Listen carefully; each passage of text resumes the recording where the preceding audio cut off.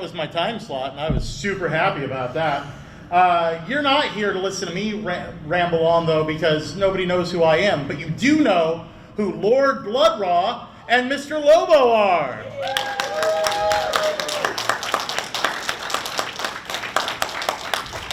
I do not know who is sitting closer. Are you? We'll How's flip that them around arranged? if we need to. Oh, That's fine. Oh, look, is it you? Nope, there we go. There you See, go. it's easier that way. Good enough. Welcome, welcome. Thank you both for coming to Sinister you. Creature Con. Thank you so much for having us. This is exciting. Wonderful. Usually we do a convention and it's just like an empty room where, you know, we're emceeing ourselves, doing a panel in front of, you know, the cleaning staff typically. Begging for attention. People, Yes. please come look at my table. No. You guys got a host and everything. It's wonderful. It's amazing. Yeah. Well, thank you so much, Jay, for having us. It's nice for us to be hosted for a change. Yes, Thank you. they're hosting hosts. Yes, that's right. You're going to create a wormhole. It's just the whole table's just going to collapse in on A itself. That's right. hostception, maybe? It could be. Ooh. I got this wonderful bumper sticker over there from Lord Blood-Rah at his table. This all of my friends are horror hosts, so I figured this was fitting. Jeff Carlson in Chicago. Absolutely, designed yes. Oh, wonderful. Yeah. Very great horror artist. Maniac Monsters designs. Incredible. Maniac Monsters design. Yes. He also did the fabulous image of Lord Blood-Rah as a maniac-styled Yes. iron-on illustration. You have one as well, don't I you? do. That's have right. one. Yeah, you did. It You was, too. It was on a. It was he called me. It was when he was doing the shirt ads. He had like these magazine kind of ads where there was a lot of, you know, Metaluna Mutant and That's right. Frankenstein and all sorts of things. And he wanted to start doing horror hosts. And he said, you know, would you mind if I drew you in that style? I'm like, are you kidding? I know. I've been Yeah. waiting my whole life to be. Is this working? A Yeah. monster It is, iron-on yeah. style image. Yes. Oh, yeah. For anybody just to say, yes, I want to draw you. Yeah, sure. How often does that happen? Just once for me personally, and I had to pose like a French girl for some reason. Oh, that ship's Oh, sailed, I've right? got one of those pictures. Sorry. You were the one. I was the one that done it.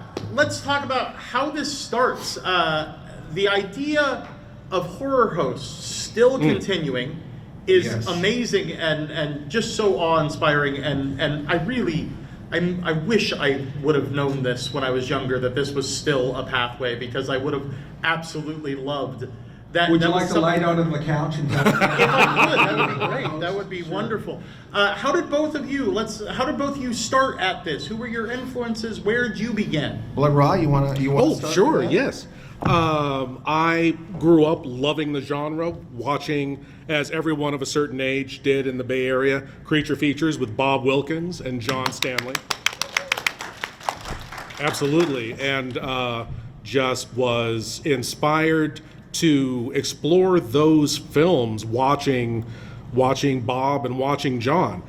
Never thought I was going to be a horror host until one day, friends of the family who happened to own a winery said, we want to do a show. We want to do shows. Like, all right. The winemaker had fallen in love with the movie Plan 9 from Outer Space. Loved it. Loved that film. Loved it. Great film. Fantastic film. And he contacted me and said, you know, do you know any hosts who could do this? And I'm like, well, no. At this time, we didn't know each other well. Like, no, I really don't. John's not really doing anything. And we're sitting there having a glass of wine. My wife turned to me and said, why the hell don't you do it? And it was 10 years ago, and I had no answer. So I just came up with the character of Lord Blood-Rah, developed the character of Lord Blood-Rah. That was 10 years ago. And I'm still doing shows there. Now I've got the TV series. And it was just, it felt so natural at the time. Just like, oh, yes, of course I'm gonna host a horror film. Of course that's what I'm gonna do. If you'd asked me before that, I would have said, no, you're crazy. I couldn't do that. I couldn't get in front of an audience or be on TV and host a horror movie like Bob or John. No, I couldn't do that. Now I can't imagine not doing it. I've just fallen in love with presenting these films that I have always loved and a lot of audiences love. And I really love sharing that experience. You discover your real self. You know, we're here, we're fear. As We're horror hosts. get used to it. Get used to it. I think everyone's a horror host. I think it's a spectrum. You know, you just basically, you know, I think when you I think it's I don't know if it's necessarily just American, but I think it's looked at as an American thing. But there's always the storyteller. There's always the narrator. There's always the person who brings you to the other side. You know, the guy who takes you across the river Styx. You know, the guy who's got all the weirdness connections. Sometimes that's just a weird uncle who's got too many collectibles on his shelf. I think that you know, a lot of this is rite of passage. A lot of this is that, well, you know, when we're young, we try to discover who we are and our interests, and then we fall into that weirdness zone, and like, whoa, my dad never showed me this, or my mom never showed me this. And sometimes that is your dad and your mom. It's like dad is going, hey, check out this movie, you know. When I was a kid, my dad watched creature features. I was really young, and I was terrified of those movies. But you know, if I wanted to hang out with dad, I had to crawl out and sit next to him on the, you know, while he was sleeping in the recliner. Bob Wilkins was talking to me, and what I liked about Bob was that he was such a calming presence. It's like those movies were so over the top. He showed a lot of Hammer stuff. He showed a lot of rough movies. You know, Lady Frankenstein, or the Frank monster grabs a bird out of the air and eats it, and I would just be ruined for you know, bedwetting nightmares with some of these movies. And Bob was always so calming and funny, and he was just a cool guy to watch a movie with on a Saturday night. And so it's funny because I crawled out to the living room to be close to my dad, but it was really Bob that was talking to me and spending time with me, and was a companion. And a horror host is a companion, and I think that it's much more fun to share a movie with someone, even if it's a surrogate, you know, even if it's an imaginary character. But if you watch a lot of movies, I mean, even like The Secret of Nim, Nicodemus or whatever, he's a horror host. Or Tales from the Crypt, you know, the Crypt Keeper is a horror host. John Cassier is here in the building, right? The Crypt Keeper right here. So I watched Bob, but I also watched The Twilight Zone. I thought that Rod Serling and The Night Gallery, oh my God. I just would just like go hiding under the coffee table, you know, and those picture frames forever coming at you. Thriller with Boris Karloff. Thriller with Boris Karloff. Yeah. So, you know, Alfred Hitchcock Presents. Yes. You know, and Alfred Hitchcock was a sort of larger-than-life character. You know, he was like the Walt Disney of horror, where he was letting you in a little bit into the magic kingdom of his imagination. And Rod Serling was kind of like that too. So I guess for me, I saw these guys as kind of idols. I remember doing funny voices in the bathroom mirror and all that stuff. And then I wrote for a magazine called Planet X, and we wrote an article about Bob Wilkins. This was as an adult, of course. And we had a live creature feature show. We invited Bob to come out and host. It came from outer space in 3D. And we had Hardware Wars, the short Hardware Wars, which is a spoof of Star Wars, which Bob Wilkins showed a lot on creature features, and the director of that film, Ernie Fasilius, in the house as well. And we did a few of these live shows at Harlow's in Sacramento here, and as well as other places, and these creature features revival shows. And I wrote a lot of jokes for Bob for those appearances, and Bob was very generous and said, you know, you should get out in a chair and host horror movies. And I said, Bob, I could never do what you do. I mean, this is about when we were kids, and you know, I wasn't really ready to hear that kind of thing, even though secretly I think we all want that kind of attention. And you know, and just because somebody says you should do something, that doesn't mean there's an opportunity or a time or a way to really do it in a way that other people can really even see. I started doing little clandestine little things in the garage where I would film things on a camcorder, and it was like, I want to say 7 to 9 years of doing things that no one ever saw, or maybe I'd host movies at a birthday party or something. And then in 2001, I worked at Channel 10 here in Sacramento, News 10, at the production department, and they had a movie that ran 20 minutes short on Saturday nights. And Bob used to send me these little cassette tapes with little pep talks and little postcards, and I just went in there and said, look, you've got this movie that runs 20 minutes short. I think I could fill that 20 minutes with something. And we developed the formula for cinema insomnia. And what was interesting about it is that, we made a pilot to see if they liked it or not. And they didn't care. They just aired it. And they're like, where's next week's? I'm like, well, you're supposed to tell us whether you liked it or not. Where's next week? Okay. So we just hit the ground running. We did 24 episodes of News 10. We did a bunch more for Sacramento Public Access. We did a ton of them for syndication. And we were on KTEH in the San Francisco Bay Area from 2005 to 2009, I think, or 2008. And now we're on streaming, and that's the whole story. Wow, that was long. Sorry. No, I should add that you are one of my inspirations because I love you, man. Because I saw you before I even dreamed of it, doing any of this. Saw you at be that hard. Saw you at WonderCon years ago. Yeah, I remember that. And this is the same one where I saw Bob Wilkins. Was like, oh my God, Bob Wilkins is still around. He's doing conventions now. And then I saw you, and I'm like, oh, what do you do? And he said, oh, I'm a horror host. And I was like, that's still a thing? That still happens? Kind of like what we did last literally year. what I said to you when I met you 2 years ago here. People are still doing this? This is awesome. Who are they? I had that moment with Lobo. I don't even remember what year it was, but it was years ago, back when WonderCon was in San Francisco. I was like, oh, it's still a viable thing? There's people still doing that? That's wonderful. That's great. So both of you have a completely different style of your hosting. You mentioned several other hosts, Bob Wilkins. I grew up with Whitey Gleason, which was a completely different type of host. 31, right? Was he 31 or 58? 36. I believe it was 36. Oh, he was on 36 too? I think he was on 36 as well. That's where I thought I caught him, but I grew up way out on a farm. I don't know what channels I ended up getting. So you mentioned all of these people.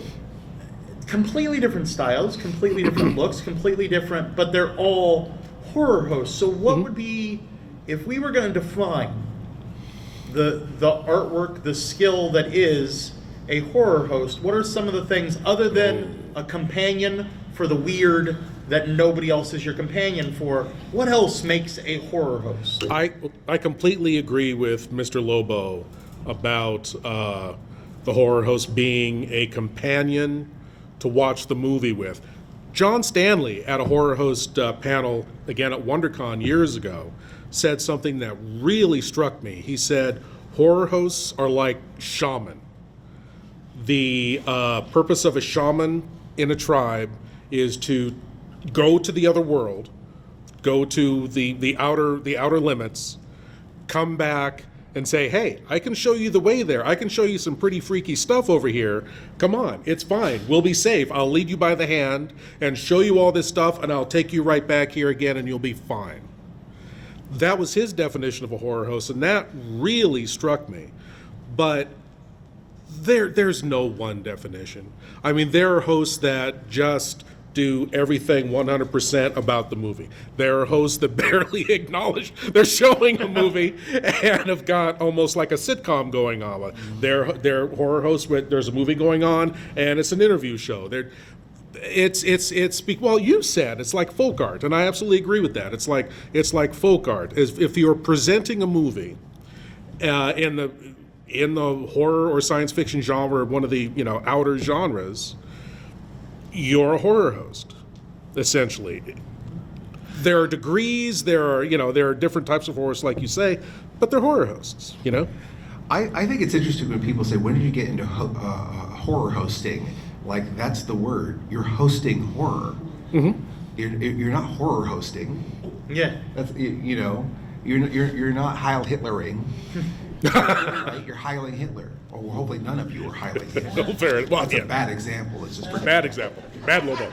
Bad Lobo. But semantics aside, I do think hosting horror is the number one qualification for being a horror host. If you're hosting horror, you are a horror host. It doesn't matter if you have a TV show or a radio show, or I think the tradition started very early. We had the spook show tradition in this country. We had the traveling show where you'd have Dr. Terror or a Swami who would do like a Grand Guignol kind of presentation where there would be little weird stage acts, or maybe they would show a horror film, or perhaps they would just have a magic tricks and sideshow tricks, and there would be one spooky character who kind of ties it all together. In the radio programs, you had The Old Witch and Inner Sanctum, That's and right. a lot of the radio programs had this kind of narrator.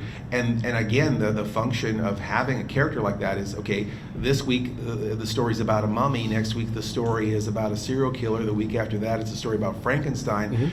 The only thing that makes it feel like you're watching the same show is the host segment. So and it's very important in an anthology of anything to have a wraparound that is consistent so you can hold on to that audience. And when the movies of the 30s came to television in the 50s, they're like, how do we get people to watch every week? We're showing Frankenstein this weekend, and next weekend it might be The Brain That Wouldn't Die.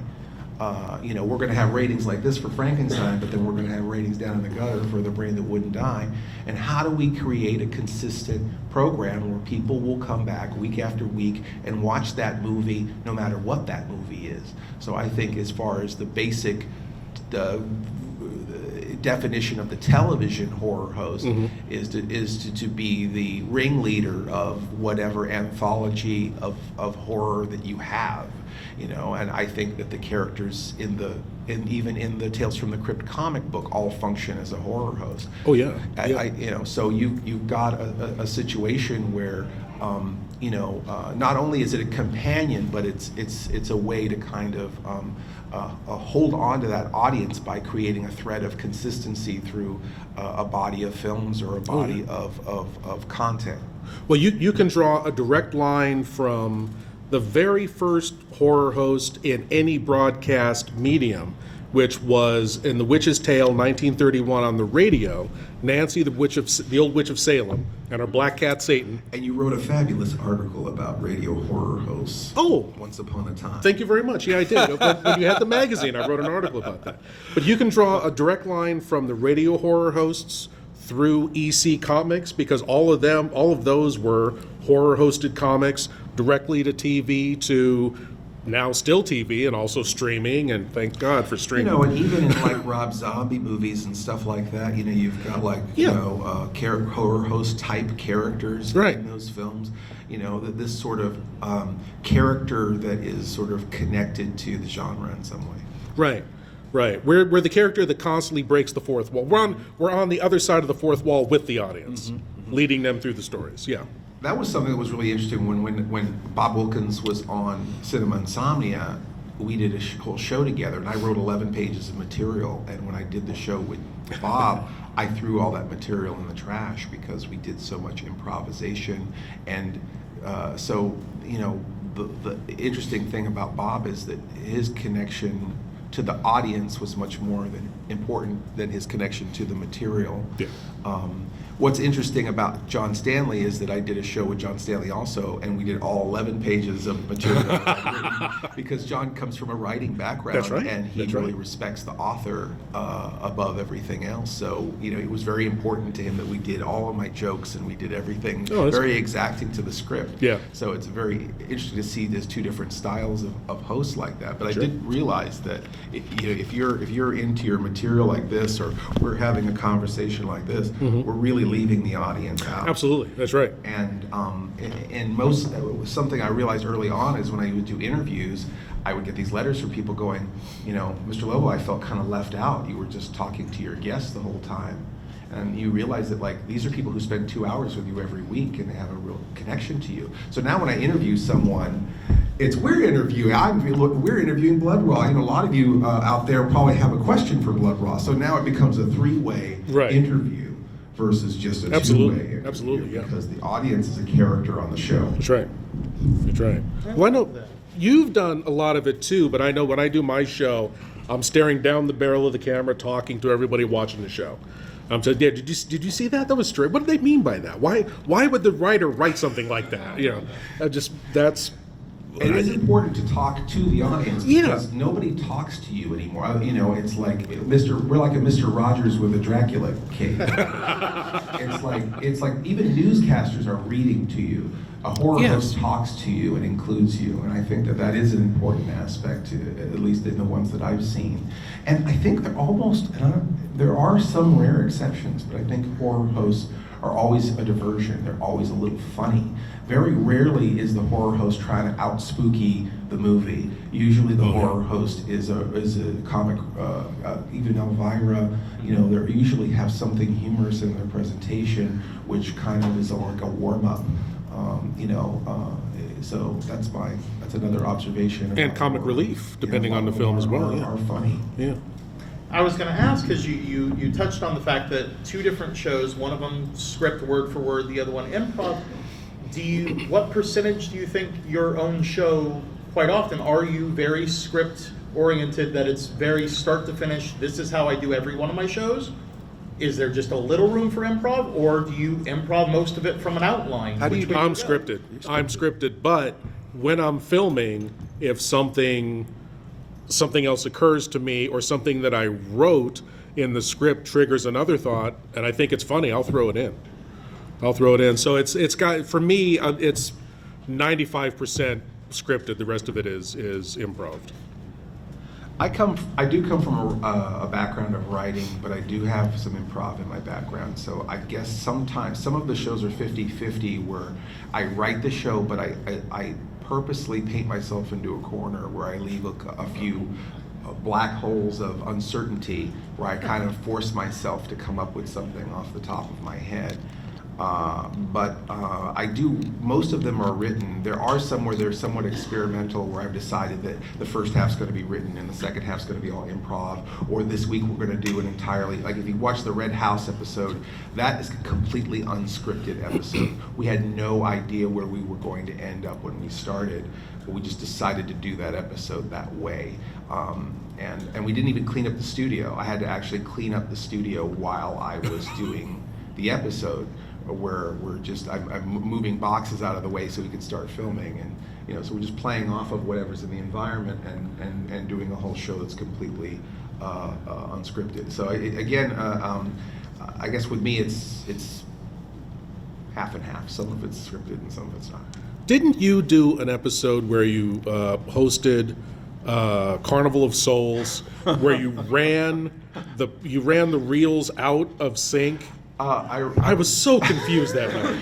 I couldn't tell you. I restarted the movie with Carnival of Souls. I mess with movies a little bit sometimes.